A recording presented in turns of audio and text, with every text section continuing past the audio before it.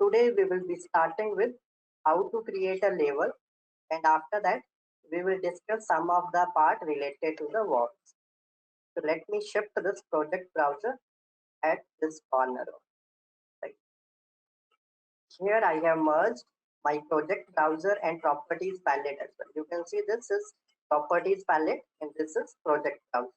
If you want to place it here, you can drag it and place here as well. Right.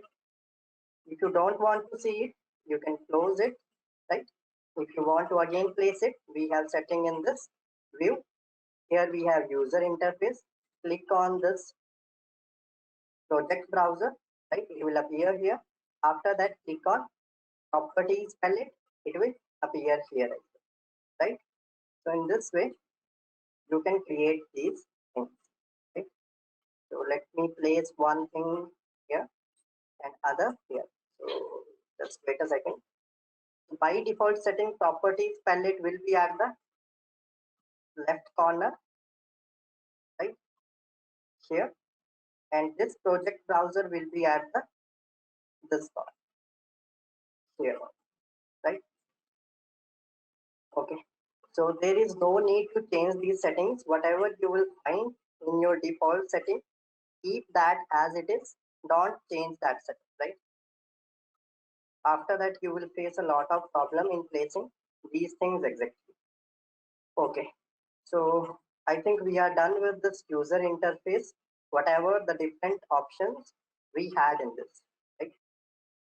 So let's start how to create different labels. So that will be going to be our first topic, how to create labels. So for creating labels, let me first check the project units, right?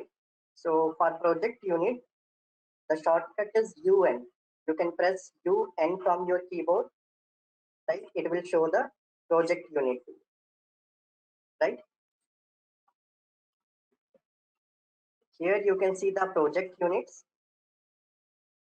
So here we have common units, structural, HVAC, electrical, piping. So we will keep it as common only, right? So initially we will be dealing with the units of length only, right? So you will click here, it will show you the units. If you click on this drop down menu, we have decimal feet and fractional inches, decimal inches, meters, decimeters. So for architectural work, we keep it as feet and fractional inches, right? After that, it will ask you to round off, right? So let's suppose you want to round off to nearest 6 inches. You can click on this button. Suppose you are trying to draw a line that is very close to, let's say, 3.5 inches. So it will automatically take that to the this particular 6 inches long. Suppose your line is 4 feet 5.5 inches, it will automatically round off to 4.6 inches. So here you can change this setting. Right? By default, we keep it feet and fractional inches here to the nearest 6 inches. Click OK. So the rest of the settings here that is related to area, you can see area in square feet, volume in cubic feet, right? We have here slope setting, currency, mass density. So right now we do not need these things. So we will not make any changes. I have made changes to my length only. That is only related to rounding off. After that, you can click OK and OK. You can either press UN from your keyboard or you can go to this Manage tab. In this Manage tab here, you will find this is project unit. You can click on this button. Same dialog box will appear from here, right? So it depends upon you which thing you want to use. Let's start with this. Here, if you see in this ribbon tab, at last here we can see label option, but it is grayed out. That means we cannot create a label in our floor plan label 1, right? We cannot create any label in a plan view. We need to be in a elevation view or in a 3D view. So if you want to go to your 3D view, we have here a home button. Click on this, right? It will take you to the 3D view, right? So this is a 3D view, right? Here again, you can see the same label, label 1A. level 2, right? So here we have a same type of view cube, right? Here we have a home button, right? We have a top view, right hand side view, left hand side view. If you want to see the top view, click on top, right? You can rotate these options here. Here again we have that drop down menu for the different setting as we had in case of AutoCAD as well. This is quite similar to that one, right? So as you have switched to your 3D view, it has created a tab for 3D as well. You can close it from, right? So here, since you need to create levels, so for that thing, you need to go to any of elevation view. So let's suppose I'm starting my north elevation view. So for this thing, I will click on north elevation view. So by default, we will be having here only two levels. So first level is named here level 1, that is at 0 0, and here we have level 2, that is 10 feet 0 inches. So what I'm going to do is, since you are not able to see it clearly, so I'm going to reduce its length, right, so that you can clearly see this. You can drag it from here like this, right, and you can drag this as well.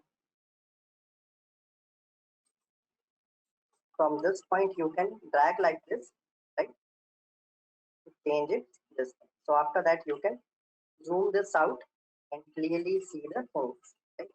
Here we have level 1, this is level 2. So let's suppose you want to create new level. Here you can see this level option is available now. If you switch to your level 1 floor plan, it is grayed out.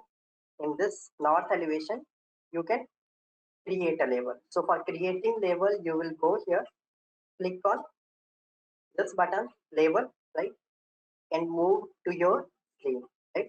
Suppose here I want to create one more level.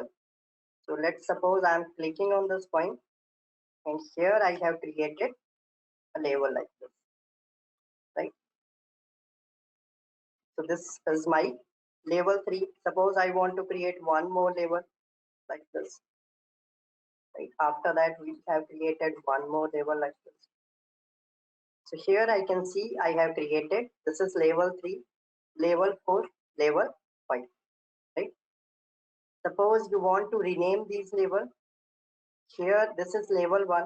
You want to change it to, let's say this is your ground floor. You will type here, double click on this level, type here ground floor, right? And after that, you can click here. It will show you a warning that it will rename the corresponding view. Here, this is your ceiling plan. If you change this level 1 to ground floor, automatically this will be changed to ground floor. If I click on yes, both will be changed to ground floor. Similarly, let's say I want to rename it as first floor, right? Again, it will show me the same warning. So I am clicking on this point, that it will not me show the warning now. So here you can see the first floor. Again, the same thing is changed here as well, right? After this thing, we have here that is second floor, let's say. So in this way, you can name all these options. Let's say this is your third floor. So it depends upon you. You can name these as 1, 2, 3, 4 as well. Right? Let's say this is your fourth floor. Right? So I have created here some of the levels. But if you see this thing precisely, here the distance between ground and first floor is 10 feet. Right? Every distance is written over here. You can create your level in any of the elevation view, whether it is a north, south, west, or east elevation, right? You can also create level in your 3D view as well. The only views in which you cannot create level, that is your ceiling plan and floor plan. So it depends upon you in which particular elevation you want to create a level. So that won't be a problem if you create the same level in south or any other elevation, right? Here it is written the distance of this level from ground floor. Here it is 10 feet, for second it is 20 feet, for third it is 36, right? It is 48. So all these different distance are different here. So I will tell this later how to make this metric. Before this, I want to discuss some of more settings.